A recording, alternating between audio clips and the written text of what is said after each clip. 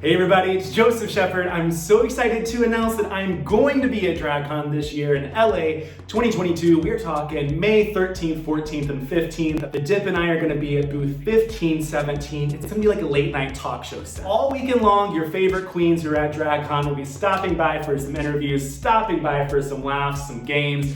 Zoom out! 5. Yeah! 2, 3, 1, yeah! Who going home? Not me! You all will be able to see it at home by, checking out my YouTube channel all throughout the day, Friday, Saturday, and Sunday.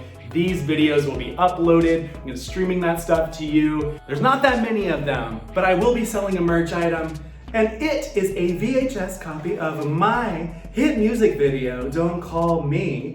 Very beautiful. It does play on the VHS player. And if you would like, I'll sign it. We'll get Jimbo to sign it. That money will be going straight to my DragCon booth to make it the best for you guys and make sure that you get the content all weekend long. I love you guys. Thank you all so much for all the support because I wouldn't be able to do any of this without you. So I love you. Mwah. Stop by booth 1517. Come say hi to me. Come sit down. Can't wait to see you there. I am so excited that the 15th queen is none other than Vanessa. Well, speaking of a vision that came to reality, the year's 2020. Yes. You're announced as a contestant on RuPaul's Drag Race Season 12. Now let me ask you, had you auditioned before Season 12? I auditioned for Season 7, and then that tragically went nowhere. But also at the same time, I'm like, I always feel like everything happens for a reason, and I'm so glad that like when I auditioned, I did not make it because I was able to look at the video and say like, you know what did they not see? Versus if they would have called me and I'm like, oh well, girl, obviously I'm amazing. When sometimes in our no's we find our yeses, and like I was so glad that like they told me no. And when I looked back at the audition tape, I was like, well, what about this audition tape is not speaking to the real world? And like I was in the audition tape, it was that thing where I overanalyze, and I was like, no, I made a mistake in that word. So restarted, and I literally had cue cards like in front of there. It was like, I'm Jaida Essence Hall from Milwaukee, Wisconsin. I'm 22 years old, and I love RuPaul's Drag Race. It was like so robotic, and I was like, this is none of my personality. And so I had to like find a way to like fall out of that and just trust that what I'm doing is good. And eventually I got to the point where it's like, you know what, I've been working hard enough. I believe that the work that I've been doing is good enough, and I deserve to give this opportunity to myself. And so I made it happen, thankfully. So, but another thing that a lot of people don't know too is that you did Silky's makeup for season 11, the finale, right? Yeah. So how did you even get into that? Silky is like, I used to travel all the time and do makeup.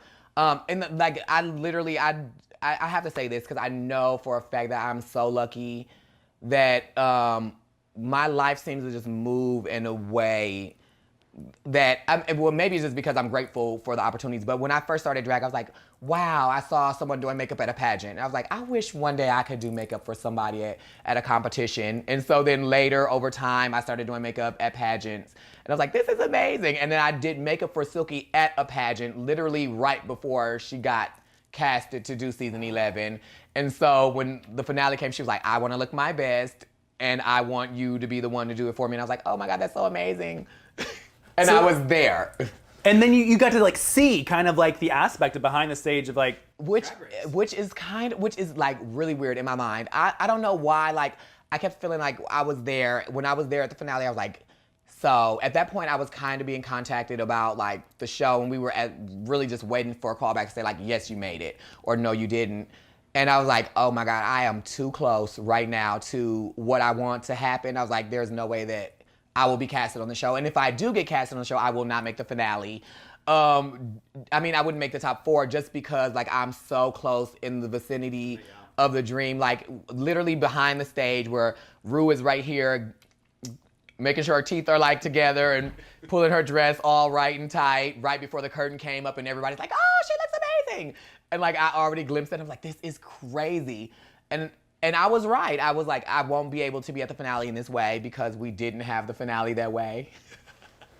but I still somehow got to experience that finale from that kind of side of the fence or whatever. Yeah. Yeah, it was crazy. You walk into the workroom. Hey, bitches! She's here! Your first day. Yeah. What's going through your head? Do you think, hey, I'm gonna make it to the finale, judging by the competition you saw?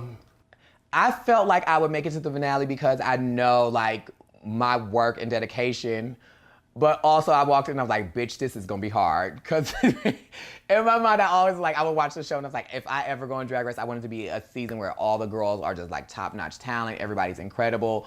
And then you walk in there and everybody's incredible. You're like, bitch, you get with, sometimes you ask the universe and you receive it. But I'm just glad that like I know my work ethic, and I was like, no matter who's in the competition, I cannot be a better Jan than Jan can be, or I cannot be a better Gigi than Gigi. Only thing that I can do is be the best Jaida that I can be and push myself to be better than I've ever been, and that's what I wanted to do when I got there. Well, you pushed yourself so far in that first episode that you ended up, doing the lip sync. You like end up showing like, hey, you know what?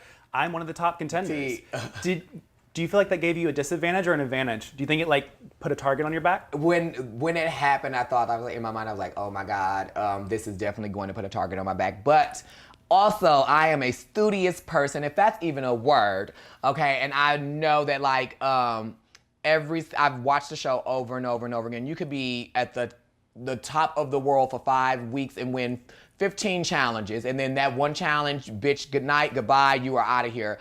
And so I know that every week is completely different. So I was like, maybe some of the girls would be like, oh, well, we didn't expect that from her, and kind of put a target on my back. But I already knew like there were going to be singing challenges, and I am not a singer. I've never acted before. So I was like, knowing going forward, I was like, there's a lot of stuff that I'm not strong at now, that I've never done before. But when the opportunity comes up for me to do it, girl, you're just gonna have to sock it.